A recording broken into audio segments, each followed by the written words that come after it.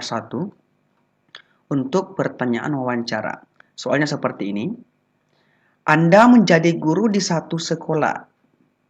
Peraturan sekolah menentukan bahwa siswa yang terlambat tidak bisa masuk kelas. Tujuannya untuk menegakkan disiplin siswa. Gerbang dikunci. Namun, tatkala guru datang terlambat, ia boleh masuk dan disaksikan siswa. Hal itu ternyata lumrah terjadi. Sikap Anda adalah A. Menyampaikan kepada kepala sekolah untuk diberi sanksi. B. Mengajak teman-teman guru untuk tidak melakukan hal itu meskipun dikucilkan. C. Cuek saja karena semua teman-teman guru tidak peduli akan hal itu. Dan D. Berusaha untuk selalu datang tepat waktu dan mengajak yang lainnya agar menjadi teladan bagi siswa meskipun rekan guru lainnya datang terlambat. Nah, Bapak Ibu, untuk soal ini yang ingin dilihat adalah integritas dalam hal disiplin. Nah, seorang guru berintegritas adalah seorang guru yang disiplin, taat pada aturan yang telah disepakati dan dibuat bersama. Nah, jika teman-teman nanti menjawab opsi A, maka teman-teman hanya mendapat poin 2. Nah, teman-teman ketika menjawab opsi B, teman-teman akan mendapat poin 3, opsi C 1, opsi D adalah 4. Jadi teman-teman untuk soal ini yang paling benar adalah bagian D. Dan jika teman-teman tidak menjawab, maka nilai teman-teman adalah 0. Seperti di surat keputusan Menpan RB nomor 1127 tahun 2021. Jelas ya Bapak Ibu? Jadi integritas itu intinya adalah jujur, disiplin, tanggung jawab, dan peduli. Next, soal nomor 2, soalnya seperti ini Bapak Ibu. Anda seorang guru muda berintegritas. Anda diangkat menjadi guru di sekolah di mana lingkungan masyarakat tidak begitu peduli pada pendidikan. Kerap terjadi tawuran, pergaulan bebas, bahkan bully. Sementara para guru senior merasa tidak ada lagi upaya memperbaiki keadaan. Lagi pula hal itu di luar tugasnya sebagai guru bidang studi. Terlebih akan menyita waktu, energi, dan perhatian. Ada juga guru senior yang peduli, tetapi mereka terkucil. Terdapat grup-grup di kalangan guru yang saling bertentangan. Sebagai guru berintegritas, sikap Anda adalah A. Menguatkan tekad untuk memperbaiki keadaan dengan perencanaan yang matang. B. Cuek saja karena kita masih junior di sekolah tersebut. C. Mengajak guru-guru yang lainnya untuk memperbaiki keadaan. Dan D. Mengadakan rapat dengan kepala sekolah dan guru lainnya untuk menghadapi masalah tersebut. Nah, teman-teman, untuk soal ini, integritas yang ingin dinilai adalah peduli, yang keempat. Jadi yang pertama adalah jujur, kemudian disiplin, tanggung jawab, dan yang keempat adalah peduli.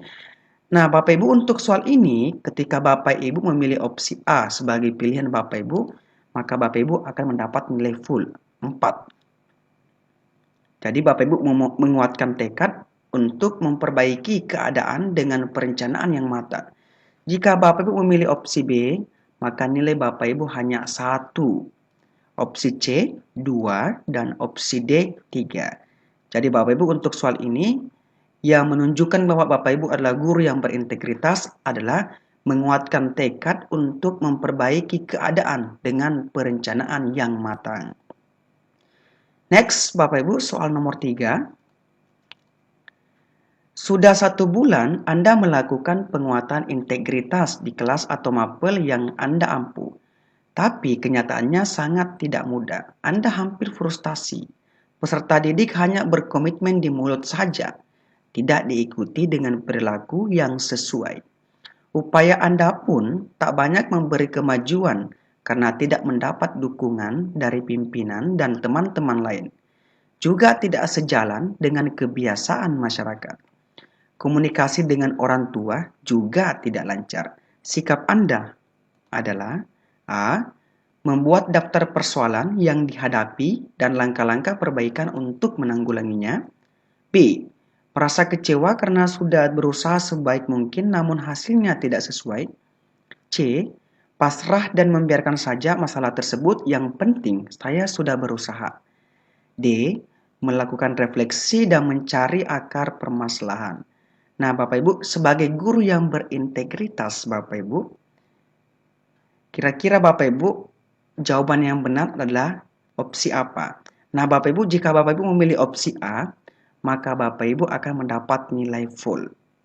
Menghadapi masalah di atas sebagai guru yang berintegritas, maka kita harus membuat daftar persoalan yang dihadapi. Apa sih masalahnya sehingga siswa ini tidak bisa melakukan integritas di lingkungan sekolah. Mereka hanya berkomitmen di mulut saja, tetapi tidak ada tindakannya. Nah, kita membuat daftar persoalan dulu, kemudian menyusun langkah-langkah perbaikan untuk menanggulanginya, untuk mendapatkan solusi atas persoalan yang kita hadapi.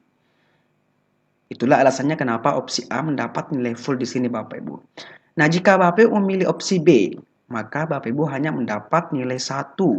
Opsi C 2 dan opsi D adalah 3. Tidak menjawab sama sekali, maka nilainya nanti tentunya adalah 0. Oke, next Bapak Ibu, soal nomor 4.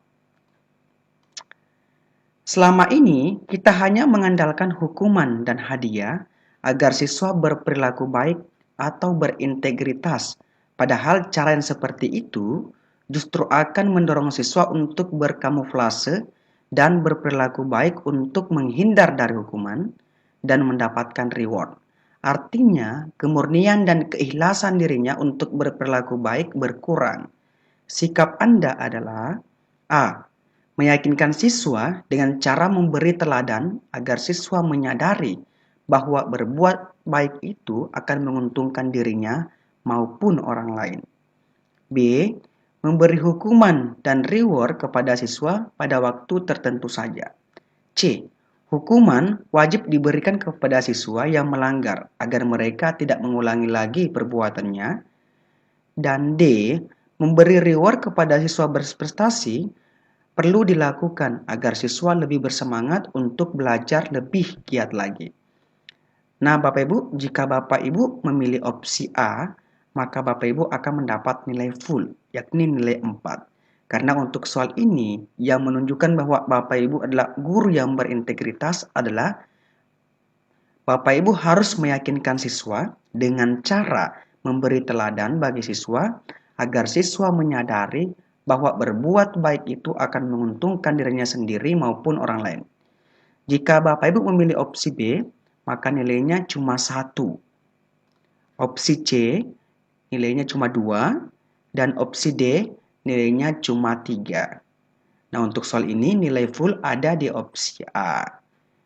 Jelas ya Bapak Ibu? Next, kita ke soal nomor 5. Anda adalah seorang guru yang barusan diangkat menjadi pegawai P3K.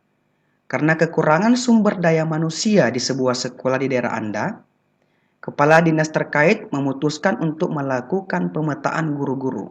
Dan Anda mendengar dari teman Anda bahwa Anda adalah salah satu guru yang akan dimutasi ke daerah yang sama sekali tidak pernah Anda kunjungi, yakni di sebuah pulau terpencil.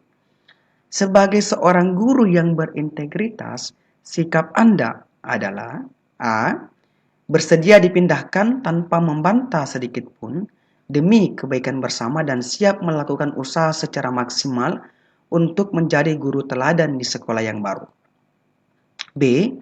Menolak keputusan tersebut dan menemui kepala sekolah untuk membicarakan perihal pemindahan tersebut dan akan melakukan apa saja agar tidak dipindahkan.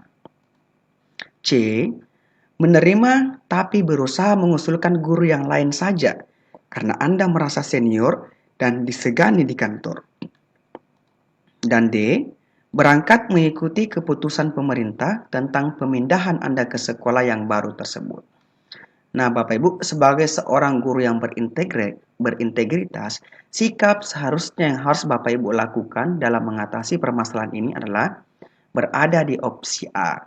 Oleh karena itu, opsi A ini mendapat nilai full. Jadi, sebagai seorang guru yang berintegritas, kita bersedia dipindahkan tanpa membantah sedikit pun. Ini demi kebaikan bersama dan siap melakukan usaha secara maksimal untuk menjadi guru teladan di sekolah yang baru. Ini menunjukkan bahwa Bapak Ibu adalah guru yang berintegritas.